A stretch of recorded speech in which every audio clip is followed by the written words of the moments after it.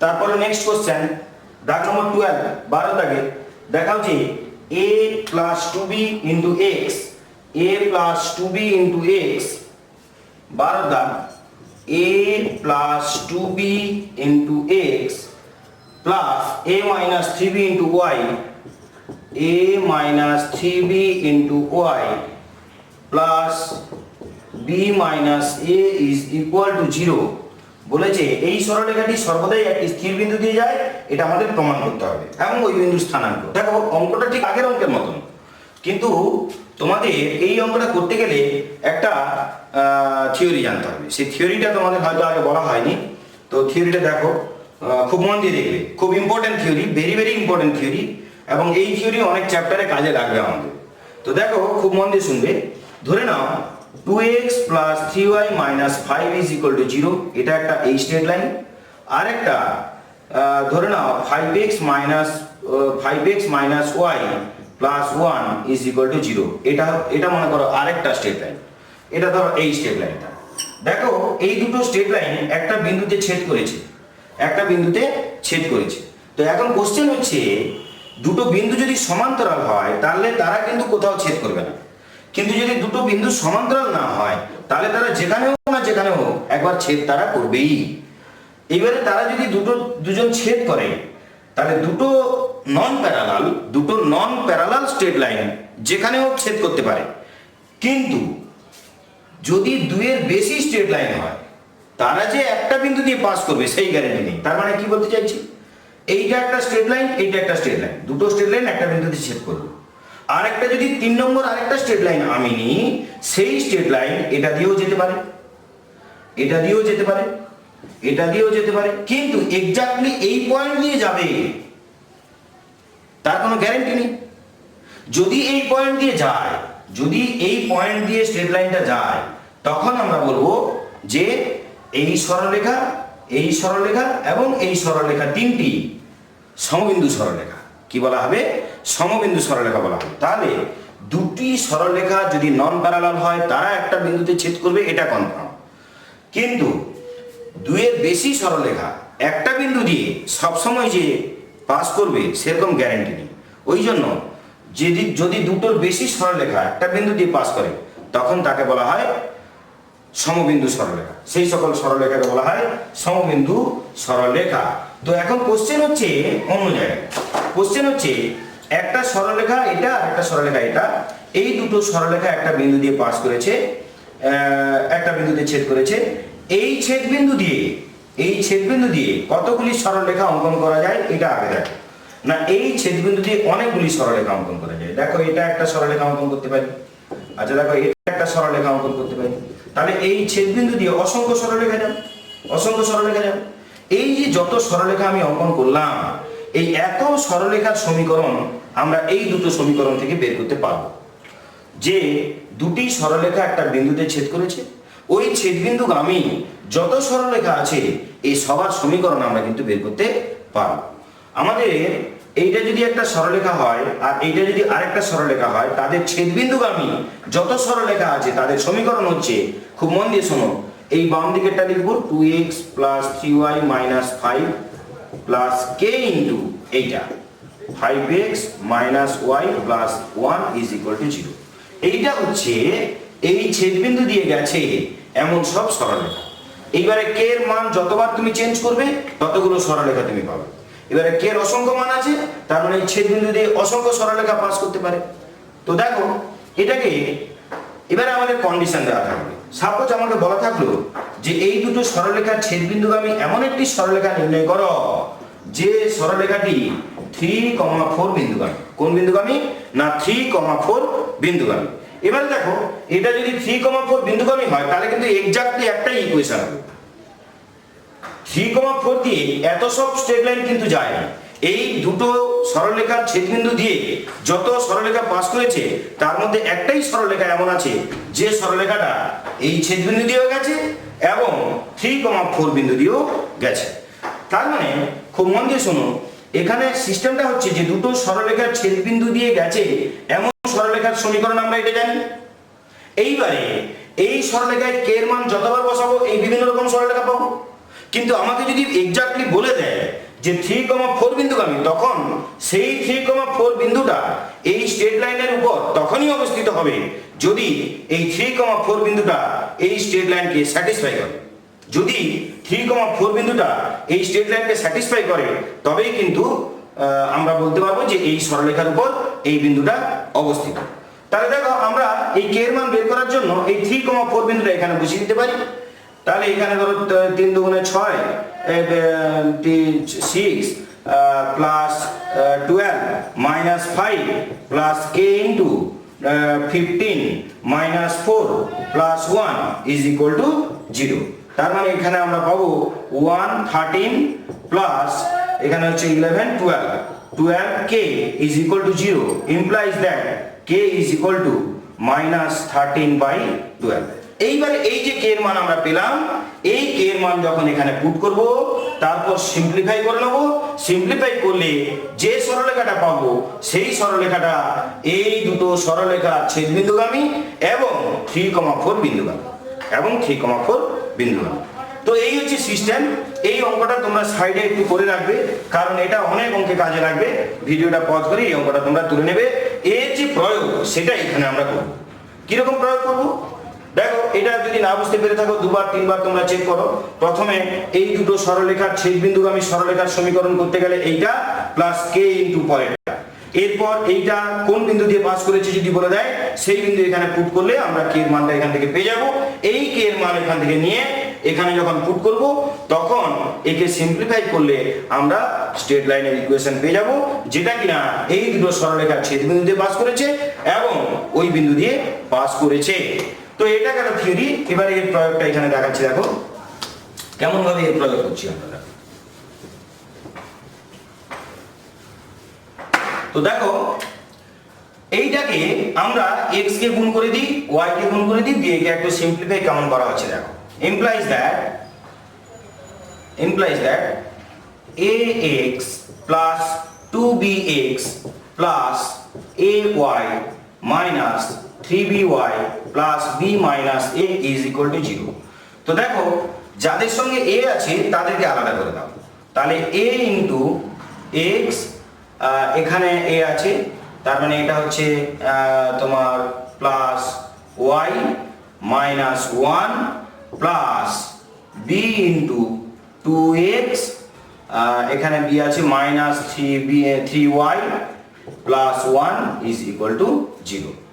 তো দেখো এই এটাকে যদি এখানে আমরা ভাগ করে দিই, সবগুলো রাশিকে, এখানে একটা রাশি দুটো রাশি তিনটে রাশি, এই তিনটে রাশিকে a দিয়ে ভাগ করে দাও।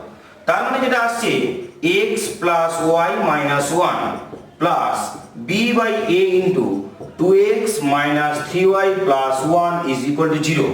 এইটা যদি ইকুয়েশনের একটা সরল আকার দিয়ে দিলাম, দেখো এইটা কিন্তু এইরকম আকারে আছে, এক্ষুনি যেটা দেখালাম। এই একটা সরলরেখা প্লাস k ইন্টু এই আরেকটা সরলরেখা ইজ ইকুয়াল টু 0। তার মানে এই যে ইকুয়েশনটা কার ইকুয়েশন না, এই ইকুয়েশনটা হচ্ছে এই এইটা ইকুয়াল টু 0 একটা সরলরেখা আর এইটা ইকুয়াল টু 0 আরেকটা সরলরেখা। এই দুটো সরলরেখার ছেদবিন্দুগামী সরলরেখার সমীকরণ হচ্ছে প্রথম সরলরেখা প্লাস k ইন্টু দ্বিতীয় সরলরেখা ইজ ইকুয়াল টু 0। এইটাই এক্ষুনি শিখলাম। এই আকারে দেখো এটা আছে, কি আছে না, এই একটা সরলরেখা প্লাস একটা কনস্ট্যান্ট টার্ম ইন্টু আরেকটা সরলরেখা ইজ ইকুয়াল টু 0। এটা তাহলে এমন একটা সরলরেখার সমীকরণ যে সরলরেখাটা এই যে x plus y minus 1 is equal to 0 এবং 2x minus 3y plus 1 is equal to 0, এই দুটো সরলরেখা ছেদবিন্দু দিয়ে পাস করেছে, এটা এমন একটা সরলরেখা।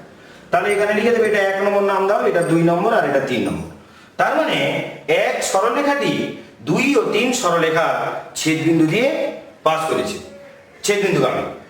এক সরলরেখাটি 2 এবং 3 সরলরেখার ছেদবিন্দুগামী। আচ্ছা দেখো, যদি এক সরলরেখা 2 এবং 3 সরলরেখার ছেদবিন্দুগামী হয়, তার মানে এই দুটো সরলরেখার যদি ছেদবিন্দু আমরা বার করতে পারি, এই দুটো সরলরেখা কোন বিন্দুতে ছেদ করেছে যদি সেইটাকে আমরা বের করে নিতে পারি, তাহলে এই ছেদবিন্দুগামী হচ্ছে এইটা, এই দুটো ছেদবিন্দুগামী তো এইটা।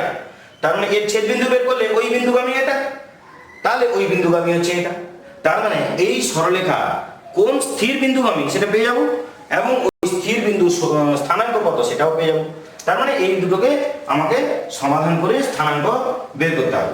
তো এই দুটোকে যখন সমাধান করব আমরা, এই দুটোকে যখন আমরা সমাধান করব তখন x এর মান বেরোবে, x এর মান বেরোবে 2/5 আর y এর মান বেরোবে 3/5। এটা তোমরা তোমাদের মতো সমাধান করবে, করলে x আর y এর মান তোমরা পেয়ে যাচ্ছ। তার মানে এই যে এক সরলরেখাটি 2/5 এবং 3/5 বিন্দুগামী এবং এই বিন্দুগামী এবং এই বিন্দুটি স্থির, তার মানে স্থির বিন্দুগামী এবং তার স্থানাঙ্ক হচ্ছে 2/5, 3/5। তো নেক্সট দেখো 13 দাগের অঙ্ক দেখো। 13 দাগের অঙ্ক যেটা বলছে যে দেখাও যে x cos alpha plus y sin alpha equal to p সরলরেখাটির সমীকরণকে নিচের আকারে লেখা যায়। ভেরি ভেরি ইম্পর্টেন্ট কোশ্চেন, তোমরা দাগ দিয়ে রাখবে।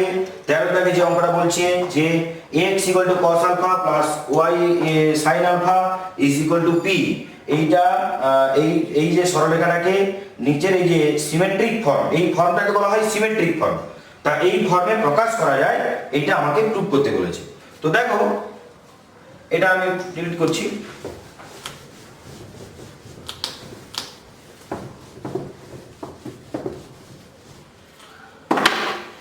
তো দেখো দাগ নম্বর 13, দাগ নম্বর 13 কি বলছে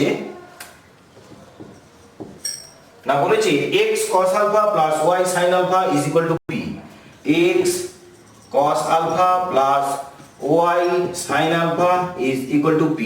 তো তাহলে দেখো x cos alpha plus y sin alpha is equal to p into sin square alpha plus cos square alpha. এটা আমরা লিখতে পারি। কেন লিখতে পারি?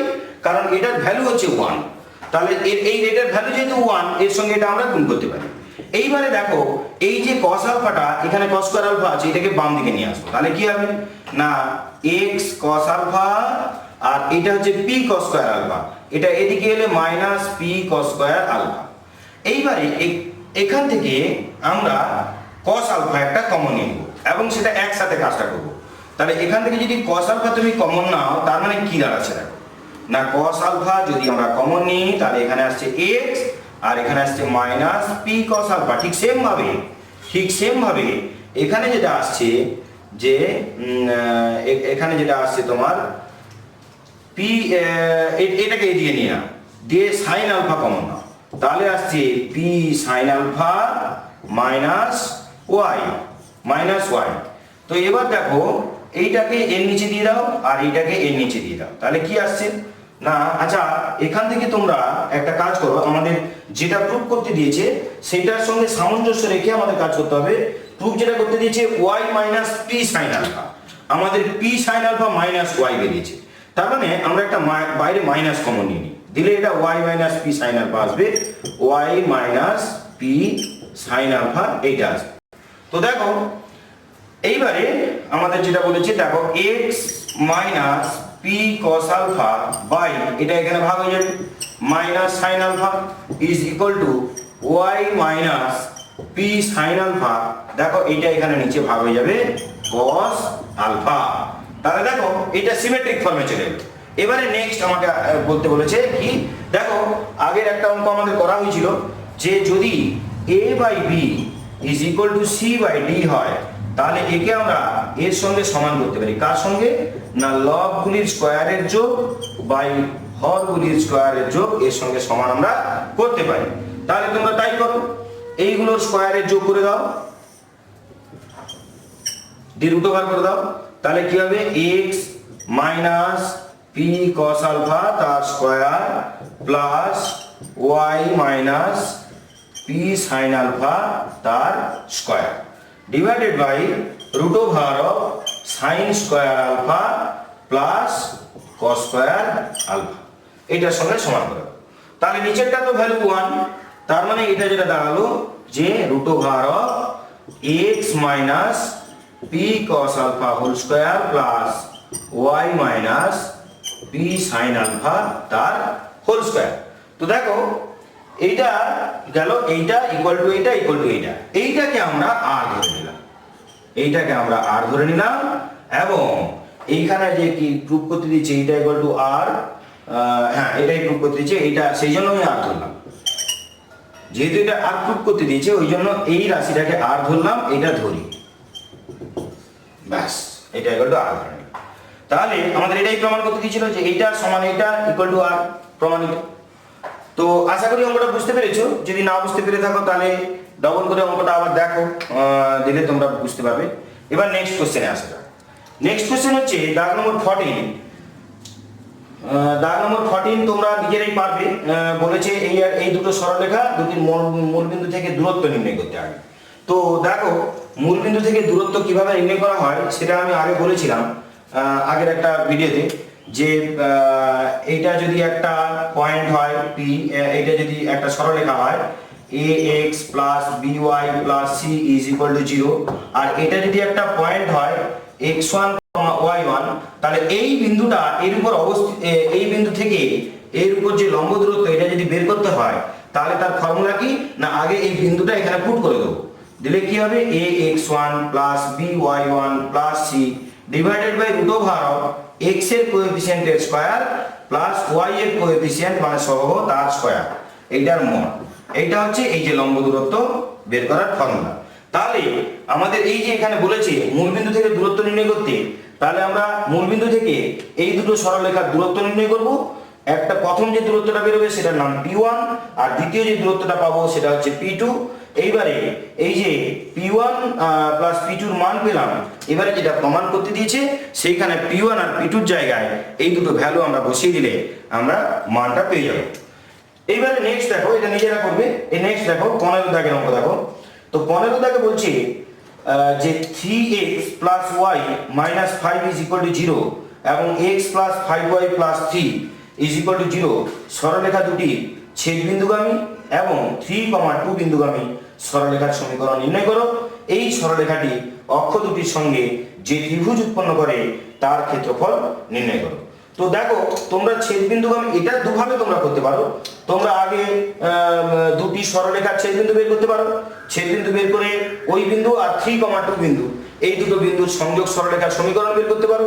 সেই সংযোগ সরলরেখার সমীকরণকে ছেদিতাংশ আকারে প্রকাশ করতে পারো। ছেদিতাংশ আকারে প্রকাশ করলে x অক্ষের ছেদিতাংশ এবং y অক্ষের ছেদিতাংশ আমরা পেয়ে যাব। এই দুটো ছেদিতাংশকে আমরা ছেদিতাংশ দুটো যদি পেয়ে যাই তাহলে তার দ্বারা উৎপন্ন ত্রিভুজের ক্ষেত্রফল আমরা অবশ্যই পেয়ে যাব।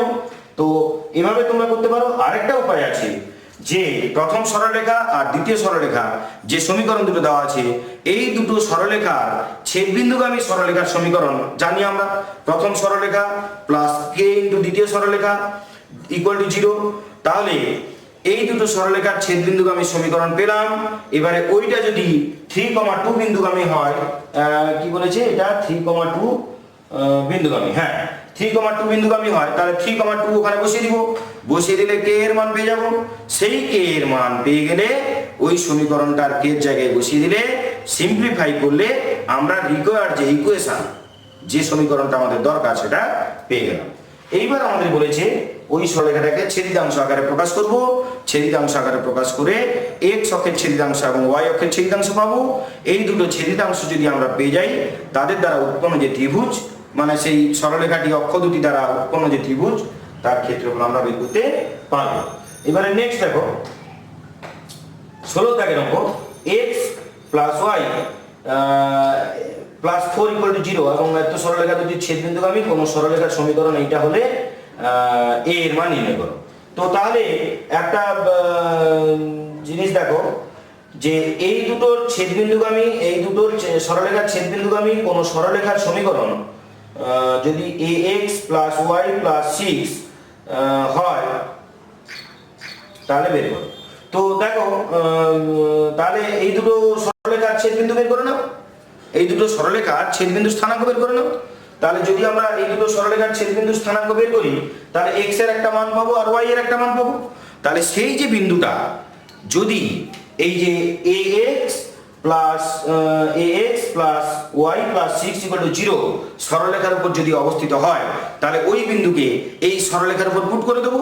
আর যদি ওই বিন্দুকে এই সরলরেখার উপর আমরা পুট করে দিই তাহলে এর মান আমরা পেয়ে যাব। নেক্সট 17 দাগ নম্বর, 3x minus 4y plus 1 is equal to 0 এবং 5x plus y minus one is equal to zero.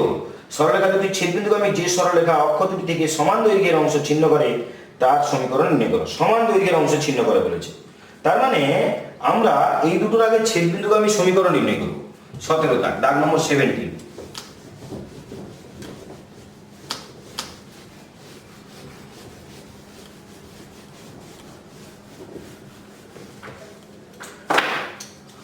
দেখো দাগ নম্বর 17 কি বলছে, দেখো বলছে x প্লাস 5y না sorry 3x minus 4y plus 1 is equal to 0। 3x minus 4y plus 1 is equal to 0, এটা 1 নম্বর সমীকরণ।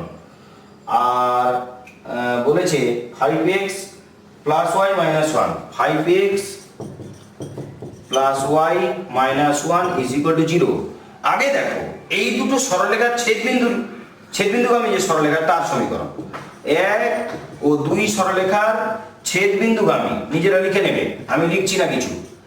ছেদবিন্দুগামী সরলরেখার যে সমীকরণ সেটা কি হবে না 3x minus 4y plus 1 plus k into 5x plus y minus 1 is equal to 0। এইটা হচ্ছে ওই ছেদবিন্দুগামী সমীকরণ।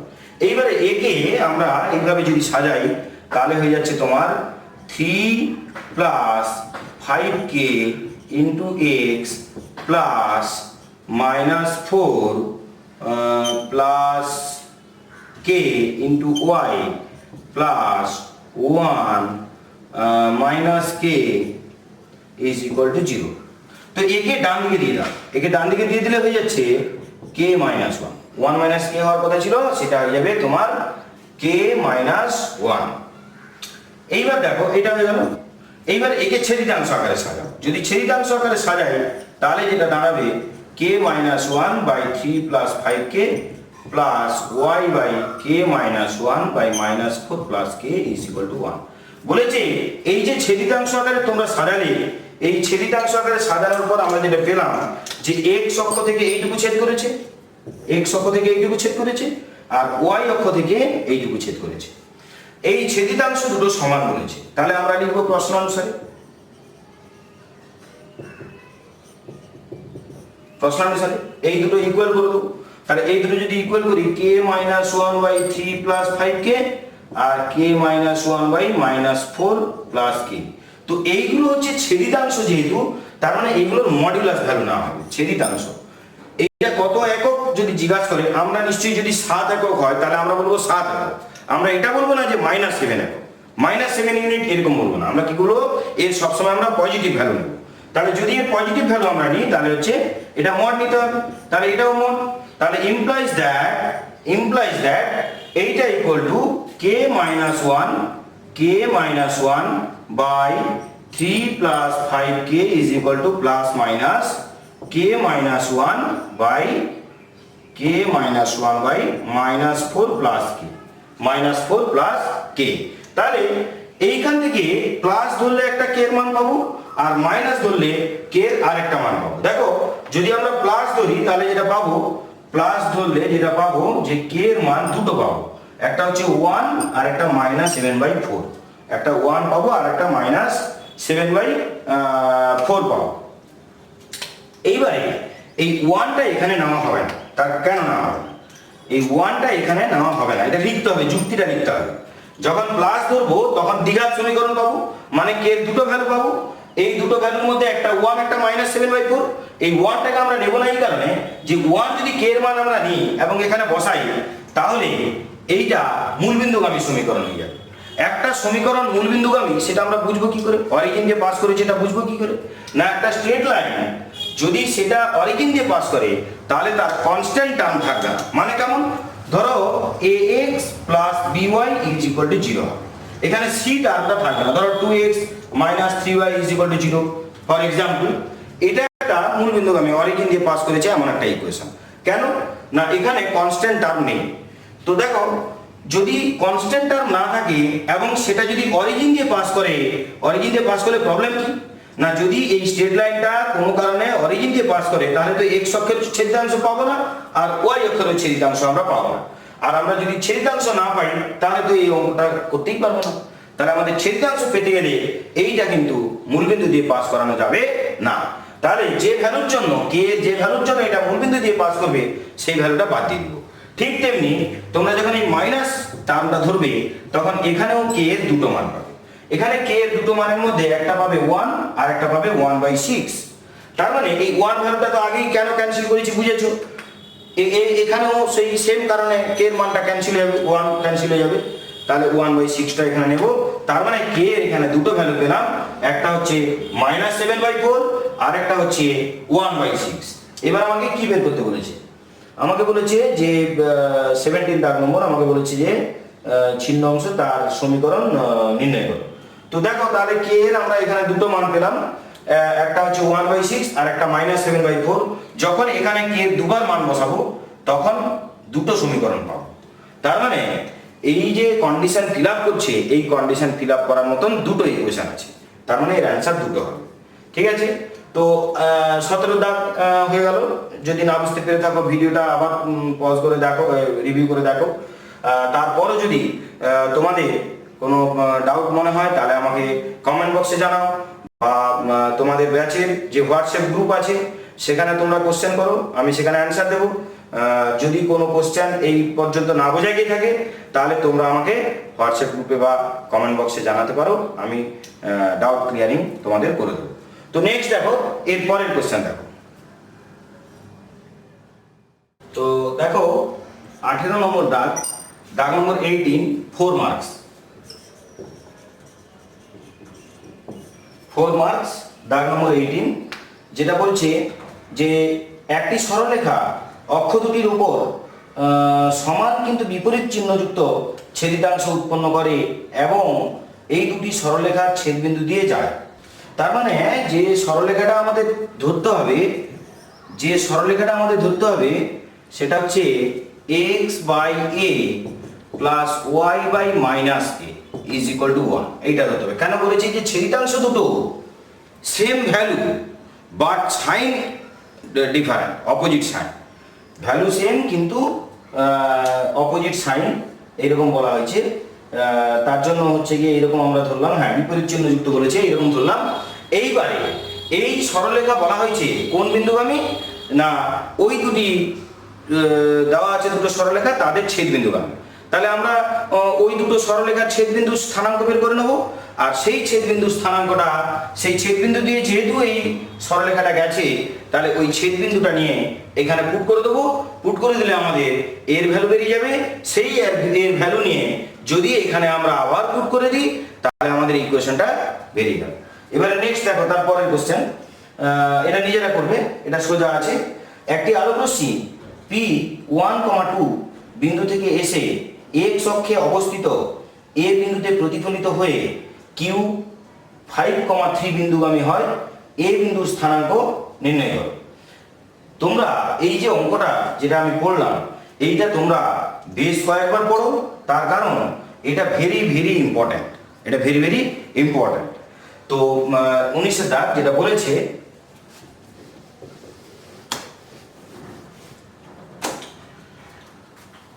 একটি সরলরেখা, আগে x অক্ষ আঁকো আর y অক্ষ আঁকো। একটা আলোক রশ্মি এইভাবে আপতিত হয়ে এইভাবে প্রতিফলিত হয়েছে। তাহলে একটা আলোক রশ্মি যদি এইভাবে আপতিত হয়ে এইভাবে প্রতিফলিত হয়, সেই যে আপতন বিন্দু, এই বিন্দুতে আমরা একটা অভিলম্ব অঙ্কন করব। এই বিন্দুতে আমরা একটা অভিলম্ব অঙ্কন করব, তাহলে যদি এইখানে অভিলম্বটা অঙ্কন করি তাহলে খুব মন দিয়ে শোনো, আপতন কোণ কোনটা আর প্রতিফলিত কোণ কোনটা, প্রতিফলন কোণটা কোনটা। তো দেখো এইটা ধরে নাও, আচ্ছা এই স্ট্রেট লাইন বরাবর এসছে আর এই স্ট্রেট লাইন বরাবর ওইটা গেছে। তাহলে খুব মন দিয়ে শোনো, এই আপতন কোণ আর এই যে প্রতিফলন কোণ, এই দুটো কোণ কিন্তু ইকুয়াল। আচ্ছা দেখো, যদি এই দুটো ইকুয়াল হয় তাহলে অতি অবশ্যই এইটা আর এইটা ইকুয়াল, এইটা আর এটা ইকুয়াল। এখন ব্যাপার হচ্ছে কি, আমরা ধরে নিলাম এই যে প্রতিফলিত রশ্মি এইটা ধনাত্মক x অক্ষের সঙ্গে থিটা অ্যাঙ্গেল উৎপন্ন করেছে। তাহলে যদি এটা থিটা হয় অতি অবশ্যই এটা থিটা। তো দেখো এই পুরো অ্যাঙ্গেলটা হচ্ছে পাই। তাহলে পুরো অ্যাঙ্গেলটা যদি পাই হয় আর তার মধ্যে এইটুকু যদি থিটা হয়, তাহলে এখান থেকে এই যে অ্যাঙ্গেলটা, এখান থেকে এইটা মানে ধনাত্মক এক্স অক্ষের সঙ্গে এই যে আপতিত রশ্মির যে অ্যাঙ্গেল, সেইটা হচ্ছে পাই মাইনাস থিটা, পাই মাইনাস থিটা। তো এ বিন্দু থেকে একটি আলোক রশ্মি এসে ও বিন্দুতে আপতিত হয়ে ডি বিন্দু দিয়ে বি বিন্দু দিয়ে প্রতিফলিত হয়েছে। তাহলে দেখো আমাদের এই ও এ এইটা ধনাত্মক এক্স অক্ষের সঙ্গে পাই মাইনাস থিটা কোণ উৎপন্ন করেছে। তাহলে তার প্রবণতা কত না, সেটা হচ্ছে tan of pi minus theta, এবং এই যে প্রতিফলিত রশ্মি সেটা তো থিটা অ্যাঙ্গেল করেছে। তাহলে সেটা যদি থিটা অ্যাঙ্গেল করে থাকে, তার যে গ্রেডিয়েন্ট সেটা কত না, সেটা হচ্ছে tan থিটা। এটা হচ্ছে tan থিটা আর এটা হচ্ছে tan পাই মাইনাস থিটা। এবার আমাদেরকে যেটা বলেছে যে 18 দাগ ছেদিতাংশ উৎপন্ন করে। আচ্ছা, আলোক রশ্মি পি বিন্দু এইটা দিয়ে যায়, একটি আলোক রশ্মি পি 1,2 বিন্দু দিয়ে এসে 5,3 এই বিন্দু দিয়ে গেছে। আচ্ছা, তাহলে এ বিন্দুর স্থানাঙ্ক নির্ণয় করো, মানে যে বিন্দুতে আপতিত হয়েছে এটা আমাদের নির্ণয় করতে বলা হয়েছে, বিন্দুতে প্রতিফলিত হয়ে। আচ্ছা, তার মানে এরা নাম দিয়ে দিয়েছে, এখানে এ বিন্দু, এইটা হচ্ছে বি বিন্দু, এর একটা স্থানাঙ্ক দেওয়া আছে এবং সেই স্থানাঙ্কটা দেওয়া আছে 1,2 আর এইটা প্রতিফলিত রশ্মিটা কিউ বিন্দু দিয়ে পাস করেছে এবং এরও স্থানাঙ্ক দেওয়া আছে 5,3। এর কোঅর্ডিনেট কত দেওয়া আছে না 5,3 দেওয়া আছে। তাহলে আমাদেরকে যেটা বের করতে বলেছে যে এ বিন্দুর স্থানাঙ্ক আমাদের বের করতে বলা হয়েছে, এ বিন্দুর স্থানাঙ্ক বের করতে বলা হয়েছে। তা আমরা ধরে নিলাম, আচ্ছা দেখো এ বিন্দুটা যেহেতু এক্স অ্যাক্সিসের উপর অবস্থিত, অতএব এর কোঅর্ডিনেট হচ্ছে x, 0। আচ্ছা, এর যদি কোঅর্ডিনেটটা x, 0 হয়, তাহলে আমরা x এর মান বের করলেই এ বিন্দুর কোঅর্ডিনেট আমরা পেয়ে যাব। তা এর কি করে বের করব, খুব মন দিয়ে শোনো। এই যে tan থিটা, এটা হচ্ছে এ কিউ যে স্ট্রেট লাইন, তার যে গ্রেডিয়েন্ট ওটাই হচ্ছে tan থিটা। তাহলে সেটা কি করে পাবো না, এটা হচ্ছে এই বিন্দু এবং এই বিন্দুর সংযোগ সরলরেখার প্রবণতা। আচ্ছা, এই বিন্দু আর এই বিন্দুর সংযোগ সরলরেখার প্রবণতা কি করে বের করানো হয় না, সেটা হচ্ছে y2 মাইনাস y1 মানে 3 minus 0 by x2 minus x1 মানে 5 মাইনাস x। ঠিক সেম ভাবে এটা কি করে বের করবো। আচ্ছা, এটা তাহলে কত বের হলো না 3/5 মাইনাস x। আর tan এ এই যে PA এই যে রেখাংশটা, এইটার গ্রেডিয়েন্ট কত না tan পাই মাইনাস থিটা। এবারে এটা তো এই বিন্দু আর এই বিন্দুর সংযোগ সরলরেখার প্রবণতা, তাহলে সেটা কত হবে না, সেটা হচ্ছে 1,2, তাহলে 2 মাইনাস 0 বাই 1 মাইনাস x, তার মানে 2/1 মাইনাস x। আচ্ছা, tan পাই মাইনাস থিটা মানে কি হয় না, দেখো এইটা পাই মাইনাস থিটা, তাহলে এটা কোন কোয়াড্রেন্টে আছে না, এটা সেকেন্ড কোয়াড্রেন্টে আছে, সেকেন্ড কোয়াড্রেন্টে। আচ্ছা, এটা ত্রিকোণমিতির কনসেপ্ট কাজে লাগছে। ত্রিকোণমিতির কনসেপ্ট যারা আমার ক্লাস করেছো তারা জানো যে সেকেন্ড কোয়াড্রেন্টে থাকলে ট্যানটা নেগেটিভ হয় এবং এইখানে কতখানা π/2 আছে এটা দেখতে হবে। জোড় সংখ্যক π/2 থাকলে ট্যানটা ট্যান থাকবে, আর যদি বিজোড় সংখ্যক π/2 থাকতো তখন ট্যানটা কি হতো, কট হতো। তো এখানে π/2 জোড় সংখ্যক আছে, কারণ পাই মানে কি π/2 × 2, 2 কেটে গেলে পাই থাকবে, তাহলে দুখানা π/2 আছে, তার মানে জোড় সংখ্যক π/2 আছে, তার মানে ট্যানটা ট্যানই থাকবে, অর্থাৎ এইটার মান হচ্ছে 2/1 মাইনাস x হয়ে গেল। তাহলে খুব মন দিয়ে শোনো, এইটা যদি tan থিটার মান মাইনাস tan থিটার মান যদি এটা হয়, তাহলে তোমরা বলো যে tan থিটার মান কত হবে না, tan থিটার মান হয়ে যাবে -2/1 মাইনাস x। দেখো tan থিটার মান আমরা দুবার পেয়েছি, এই দুটোকে তুলনা করে দাও, তুলনা করে পাই, নাম দিয়ে দিবে, এটা 1 নম্বর এটা 2 নম্বর নাম দিয়ে দিবে, তাহলে বলবে 1 এবং 2 তুলনা করে পাই, তার মানে 3/5 minus x is equal two -2/1 minus x। কোনাকুনি গুণ করে দাও, দিয়ে এখান থেকে তোমরা x এর ভ্যালু বের করে নিতে পারো। এখান থেকে তোমাদের x এর ভ্যালু বের হবে 13/5। x এর ভ্যালু কত বেরোবে? x = 13/5। আমাকে কি বের করতে বলেছে? আমাকে বের করতে বলেছে যে a বিন্দুর স্থানাঙ্ক। তাহলে a বিন্দুর স্থানাঙ্ক কত ছিল? x, 0। অতএব a বিন্দুর স্থানাঙ্ক হচ্ছে 13/5, 0। তো এটা বেরিয়ে গেল আমাদের a বিন্দুর স্থানাঙ্ক। আশা করি তোমাদের বোঝা গেছে। এটা খুবই ইম্পর্টেন্ট অঙ্ক। এটা হচ্ছে দাগ নম্বর 19, ভেরি ভেরি ইম্পর্টেন্ট। তো ভেরি ইম্পর্টেন্ট। এরপরে 20 দাগ। 20 দাগে বলা হয়েছে যে 3x + 4y = 4 এবং 2x + 5y + 2 = 0 সরলরেখা দুটি ছেদবিন্দুগামী যেসব সরলরেখা মূলবিন্দু থেকে লম্ব দূরত্ব 2 একক তাদের সমীকরণ আমাদের নির্ণয় করতে বলা হয়েছে। তাহলে আমাদের যেটা বলে দিয়েছে, এই সরলরেখা দুটি ছেদবিন্দুগামী যে সকল সরলরেখা মূলবিন্দু থেকে লম্ব দূরত্ব হচ্ছে 2 একক তার সমীকরণ আমাদেরকে নির্ণয় করতে বলা হয়েছে। তাহলে আগে আমরা এই দুটো ছেদবিন্দুর আগে স্থানাঙ্ক নির্ণয় করব। এই দুটো ছেদবিন্দুর যদি স্থানাঙ্ক আমরা বের করে নিতে পারি, এই দুটো ছেদবিন্দু স্থানাঙ্ক যদি বের করে নিতে পারি, আমাদের 20 দাগ বের করতে বলেছে, লম্ব দূরত্ব 2 একক, তবে তার সমীকরণ নির্ণয় করো। আচ্ছা, এই সমীকরণ নির্ণয় করতে বলেছে। তো ঠিক আছে, আমরা আগে 20 দাগটা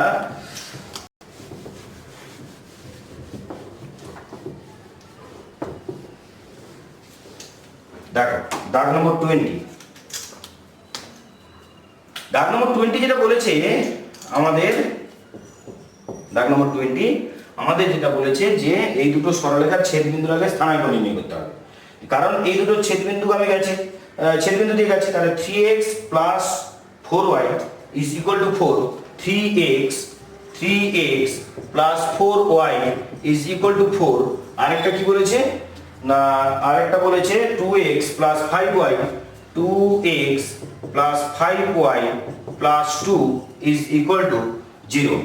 এই দুটো আমাদের ইকুয়েশন, এই দুটো ইকুয়েশন বলা আছে। তাহলে এই দুটোর আগে আমাদের ছেদবিন্দুর স্থানাঙ্ক বের করতে হবে, কেননা এদের ছেদবিন্দুগামী বলেছে। তাহলে আগে ফ্রম 1 and 2, ফ্রম আচ্ছা 1 ও 2 হতে পাই বা 1 ও 2 এর ছেদবিন্দুর স্থানাঙ্ক তোমরা এটা সমাধান করবে। x এর মান পাওয়া যাচ্ছে আমাদের 4 আর y এর মান, x এর মান 4 আর y এর মান পাওয়া যাচ্ছে -2। তার মানে ছেদবিন্দু কত? 4, -2। এটা বেরিয়ে গেল আমাদের ছেদবিন্দুর স্থানাঙ্ক। এরপর কি বলেছে? আচ্ছা, আমাদের এবারে সরলরেখার সমীকরণ বের করতে হবে।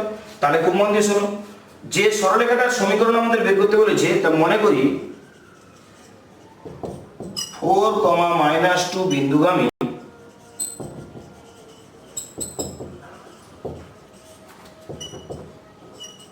সরলরেখার সমীকরণ হলো y - y1 = m × x - x1। এইটা আমরা ধরে নিলাম যে ছেদবিন্দুগামীর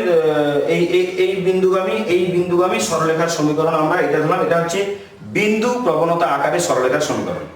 বিন্দু প্রবণতা আকারে কেন ধরলাম না, এখানে একটা মাত্র আননোন থাকবে, যেটা হচ্ছে m। শুধু ওইটার ভ্যালু বের করলে আমরা সমীকরণটা পেয়ে যাবো। এবার বলছে মূল বিন্দু থেকে আমাদের দূরত্ব দরকার। আচ্ছা, একটা সরলরেখার সমীকরণ যদি আমরা জানতে পারি, তাহলে মূল বিন্দু থেকে তার দূরত্ব সেটাও বের করতে পারবো। আগে একে সিম্পলিফাই করে নাও। তাহলে হচ্ছে mx - y,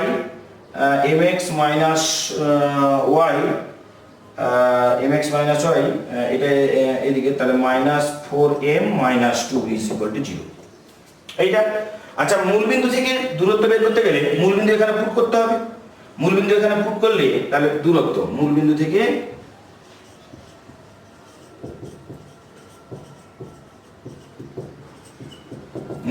দূরত্ব কত না, mod অফ, আগে 0 বসিয়ে দাও। 0 বসিয়ে দিলে এটা কি হবে? -4m - 2 বাই, এবারে x এর কোএফিসিয়েন্টের স্কয়ার, x এর কোএফিসিয়েন্টের স্কয়ার মানে m² প্লাস y এর কোএফিসিয়েন্টের স্কয়ার মানে 1। এটা হচ্ছে আমাদের m² plus 1 m square plus 1, এটা হচ্ছে আমাদের মূলবিন্দু থেকে দূরত্ব। তো মূলবিন্দু থেকে দূরত্ব যদি আমাদের এইটা থাকে তাহলে রুট ওভার, এটা রুট ওভার মূলবিন্দু থেকে দূরত্ব এইটা। তো এইটা আমাদের বইতে দেওয়া আছে, কত দেওয়া আছে? 2 একক। আচ্ছা, এবারে উভয় পক্ষকে হোল স্কয়ার করব। হোল স্কয়ার করলে এই রুটটা উঠে যাবে। এই রুটটা উঠে যাওয়ার পরে সিম্পলিফাই করার পরে আমরা কিন্তু এম এর মান পেয়ে যাবো। এম এর কটা মান পাবো না, এম এর আমরা এখান থেকে দুটো মান পাবো। কেন দুটো মান পাবো?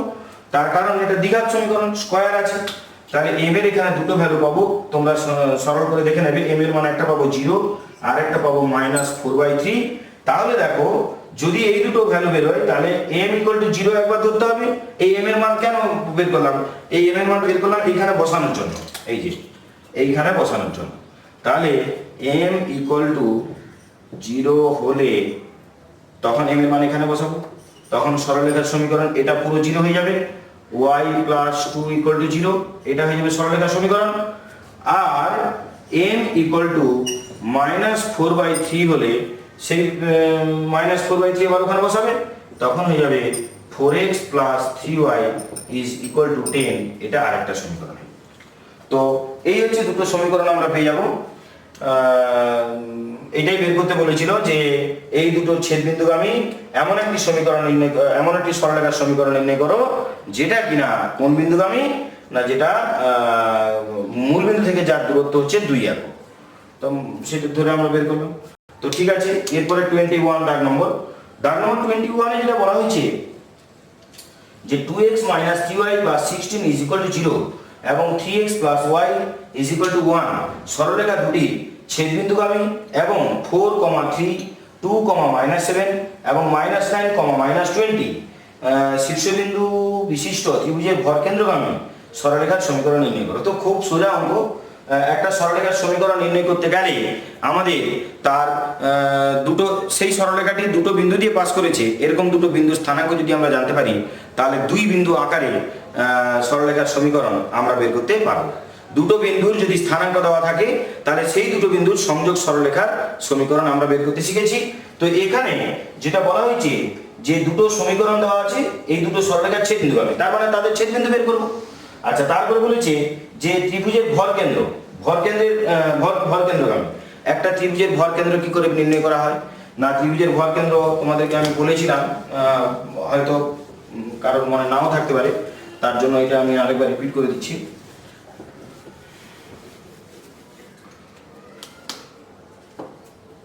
তো আগে ভরকেন্দ্রর স্থানাঙ্ক বের করে নাও,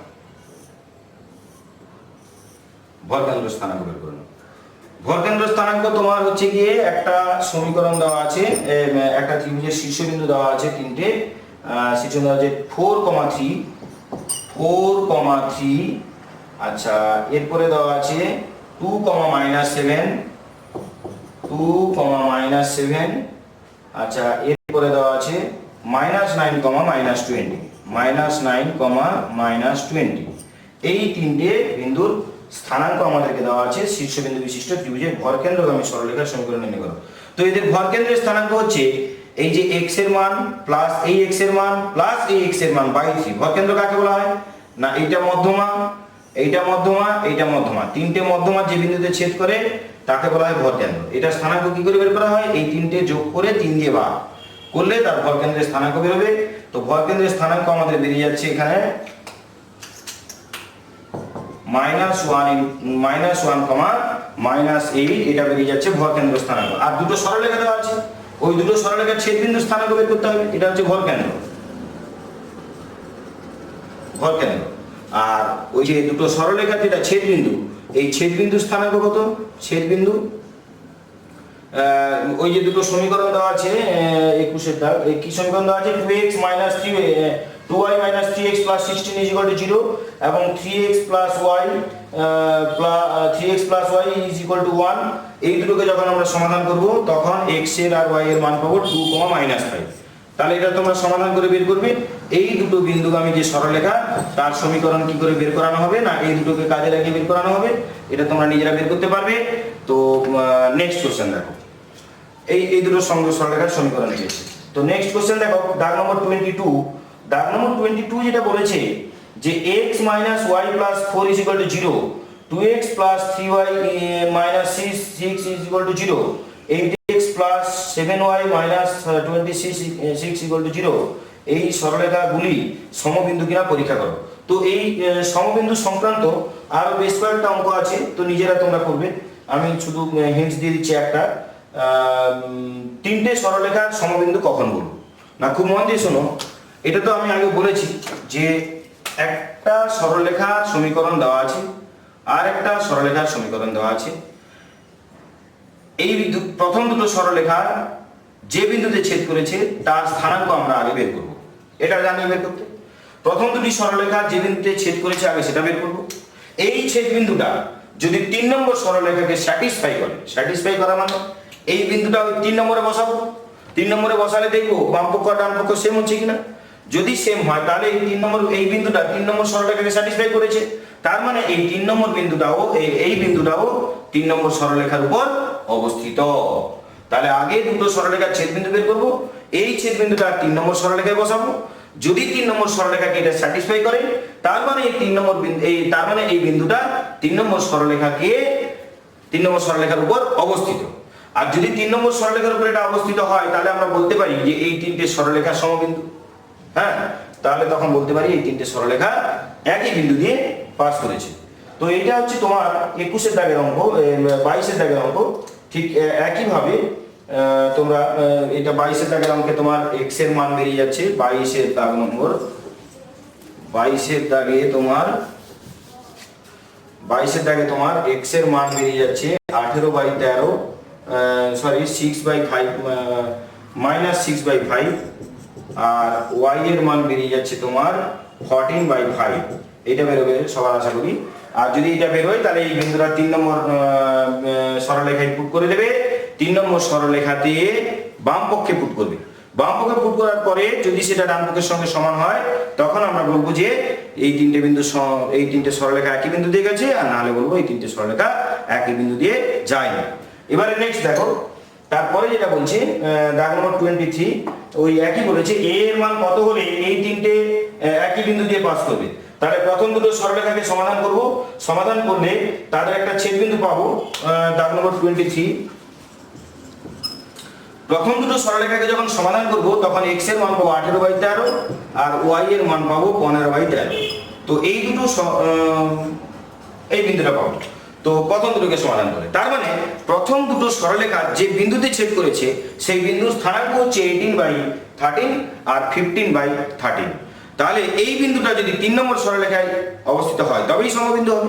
আর ওরা আমাকে সমবিন্দু বলে দিয়েছে, যেহেতু বলে দিয়েছে তাহলে x এর আর y এর এই মান দুটো ওই 3 নম্বর সরলরেখাকে স্যাটিসফাই করবে আশা করি।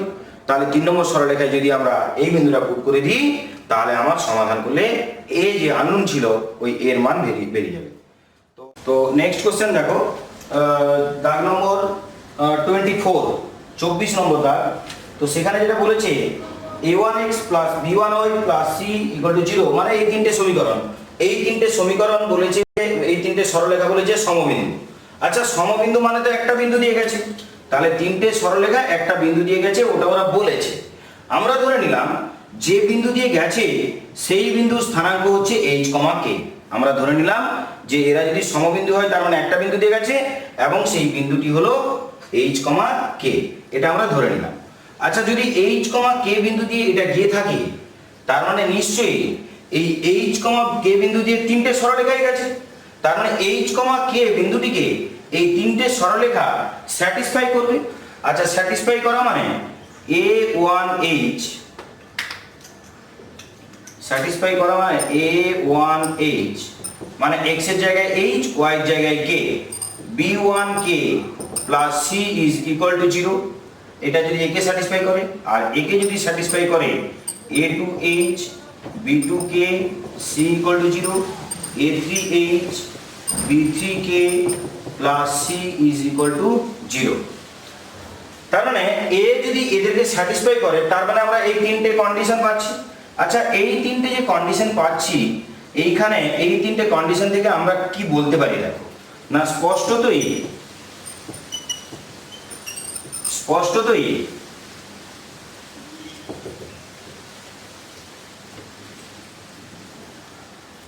স্পষ্টতই x a sorry a h x plus k y plus c equal to 0, এই যে সরলরেখা, এই সরলরেখা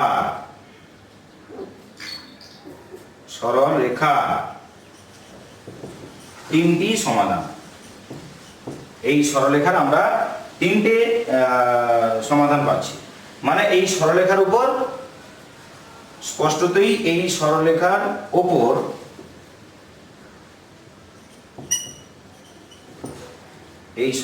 উপর এই তিনটে বিন্দু অবস্থিত। এই সরলরেখার উপর কোন কোন বিন্দু অবস্থিত না,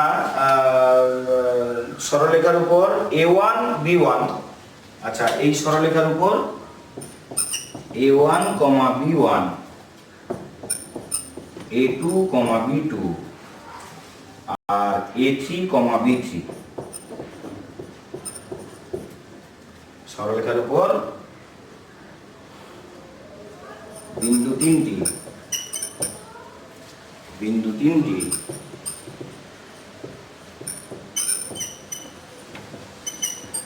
অবস্থিত। কেন বললাম? কারণ দেখো, যদি এই সরলরেখার উপর এই বিন্দু অবস্থিত হয় তাহলে এই বিন্দু একে স্যাটিসফাই করবে।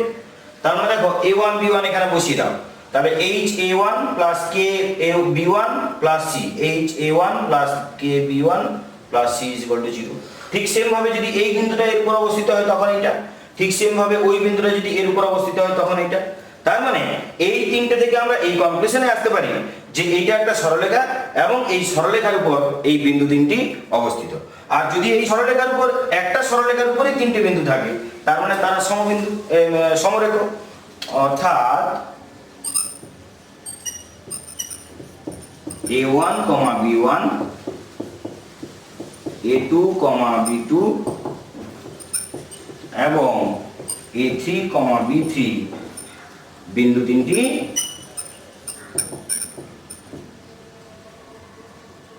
তিনটি সমরেখ। প্রমাণিত, এটাই প্রমাণ করতে দিয়েছিল যে এই বিন্দু তিনটি সমরেখ, এটা প্রমাণ করতে দিয়েছিল। তো দেখো ছোট্ট অঙ্ক কিন্তু একটা কনসেপ্ট আছে। এই বিন্দু, এই সরলরেখা তিনটে যদি সমবিন্দু হয় তাহলে একটা বিন্দু দিয়ে পাস করেছে, আমরা ধরলাম বিন্দুটা এটা, তাহলে এই বিন্দু দিয়ে যদি পাস করে থাকে এরা একে স্যাটিসফাই করবে, তার মানে এই কন্ডিশন। এইটা থেকে আমরা এবারে এইচ আর কে একে এক্স ওয়াই ধরে নিলাম, তার মানে এক্স এই দেখো a1 a2 a3 এইটা শুধু ভেরিয়েবল, তো b1 b2 b3 এটা ভেরিয়েবল, মানে চেঞ্জ হচ্ছে, যারা চেঞ্জ হচ্ছে তাদেরকে ভেরিয়েবল ধরলাম। তার মানে xh plus yk plus c, এই যে ওইটা। এইবারে এই যে সরলরেখাটা, এই সরলরেখার উপর যদি এই তিনটে বিন্দু অবস্থিত হয় তবেই এরা স্যাটিসফাই হবে, তবেই এরা এই সমীকরণগুলো সঠিক হবে।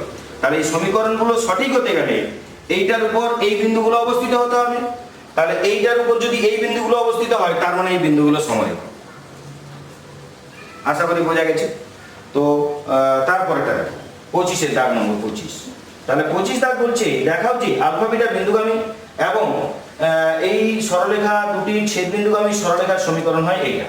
তো এই ধরনের অঙ্ক আমরা আগে করেছিলাম, শুধু সেগুলো সংখ্যা দিয়ে দেওয়া ছিল, এটা সংখ্যা দিয়ে দেওয়া নেই, এটা তোমরা নিজেরা করবে। এই দুটো সরলরেখার ছেদবিন্দুগামী সরলরেখার সমীকরণ বের করবে, সেখানে আলফা বিটার মান বসাবে, সেখানে আলফা বিটাকে পুট করবে, যদি আলফা বিটা বিন্দুগামী হয় দিলে সেখান থেকে আমরা কে এর মান পাবো, এই কে এর মান নিয়ে 1 নম্বর সমীকরণে বসিয়ে দিবে, বসিয়ে দিলে তোমরা তারপর এই কন্ডিশনটা পেয়ে যাবে। যদি না পারো তাহলে আমাকে তোমাদের হোয়াটসঅ্যাপ গ্রুপে আমাকে জানাবে। তো তারপরে নেক্সট 26 দাগ নম্বর বলেছে প্রমাণ করো যে x cos θ এই সরলরেখার অক্ষ দুটির মধ্যবর্তী ছিন্ন অংশের মধ্যবিন্দু সঞ্চার পথের সমীকরণ হয় এইটা। তো এটা দেখো আমাদের 26 দাগ যেটা বলেছে,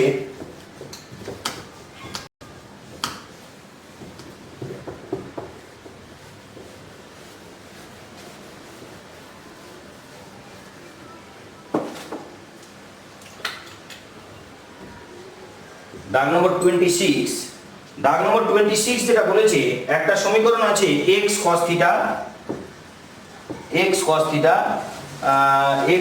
θ plus y sin θ is equal to p plus y sine theta is equal to p. এইটা একটা সরলরেখার সমীকরণ দেওয়া আছে। এই অক্ষ দুটির মধ্যবর্তী ছিন্ন অংশ, তাহলে দুটো অক্ষ টেনে দাও, এর মধ্যবর্তী ছিন্ন অংশ এটা, অক্ষ দুটির মধ্যবর্তী ছিন্ন অংশের মধ্যবিন্দু সঞ্চারক। তাহলে এর যে মধ্যবিন্দু পি, এইটা সঞ্চারপথ নির্ণয় করতে বলেছে, তার জন্য একে আমরা এইচ কে ধরে নিলাম। এই মধ্যবিন্দুর স্থানাঙ্ককে এইচ কে ধরে নিলাম, কারণ এর সঞ্চারপথ দরকার, যার সঞ্চারপথ দরকার হয় তাকে আমরা এইচ কে ধরে নিই। এবার দেখো এইটাকে আমরা ছেদিতাংশ আকারে যদি সাজাই, তাহলে হবে x বাই p by cos theta plus y by p by sin theta is equal to 1। এইটা হবে। তাহলে একে যদি এইরকম আকারে তুমি সাজাতে পারো, তার মানে x অক্ষের এই যে a বিন্দু, এইটার স্থানাঙ্ক কত হবে না p বাই cos থিটা, 0, আর এটা হচ্ছে 0, p বাই sin থিটা। আচ্ছা, যদি এইটা হয় তাহলে এবার আমরা কি পাচ্ছি এখান থেকে না, এবারে আমরা এখান থেকে পাচ্ছি যে এই দুটোর যদি মধ্যবিন্দু এটা হয়ে থাকে, তার মানে প্রশ্নানুসারে এবারে লিখবে আগে, এরপরে লিখবে যে পি বিন্দুর, মনে করি পি বিন্দুর স্থানাঙ্ক, মধ্যবিন্দু পি এর স্থানাঙ্ক এটা পি বিন্দু, মনে করি এ বি এর মধ্যবিন্দু পি এর স্থানাঙ্ক এইচ কে। তাহলে প্রশ্নানুসারে কি হবে না, আমরা মধ্যবিন্দু বের করব, এইটা প্লাস এটা বাই 2 ইকুয়াল টু এইচ, আর এইটা প্লাস এটা বাই 2 ইকুয়াল টু কে। প্রশ্নানুসারে তাহলে কি h equal to p by 2 cos theta আর k equal to p by 2 sin theta. আচ্ছা, এখান থেকে আমরা cos থিটার ভ্যালু পাবো, আর এখান থেকে আমরা sin থিটার ভ্যালু পেয়ে যাব।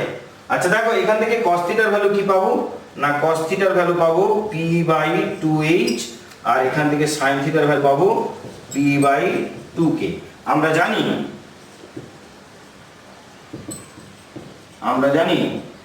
sin square theta plus cos square theta is equal to 1। মান পুট করে দাও যে p square by 4h square plus p square by 4k square is equal to 4k square is equal to 1। তার মানে একে আমরা কি প্রমাণ করতে দিয়েছিল, p স্কয়ারটা x square plus y স্কয়ারের সঙ্গে গুণ হবে। আচ্ছা, p স্কয়ারটা x square plus y স্কয়ারের সঙ্গে গুণ হবে, তার মানে p স্কয়ার ইনটু, প্রমাণ করতে দিয়েছিল p square into x square plus y square, x square plus y square is equal two 4x square y square. এটা আমাদের প্রমাণ করতে দিয়েছিল। তাহলে যদি এটা প্রমাণ করতে, একে দেখে এটাকে সাজাবো আমরা। আচ্ছা দেখো, এখানে লসাগু কত না, লসাগু হচ্ছে 4h স্কয়ার k স্কয়ার। তাহলে এখানে কত হবে না, p square into h square plus k square is equal to 1। তার মানে এখান থেকে কি পাচ্ছি না, p square h square plus k square is equal two 4h square k square. অতএব সঞ্চারপথের সমীকরণ,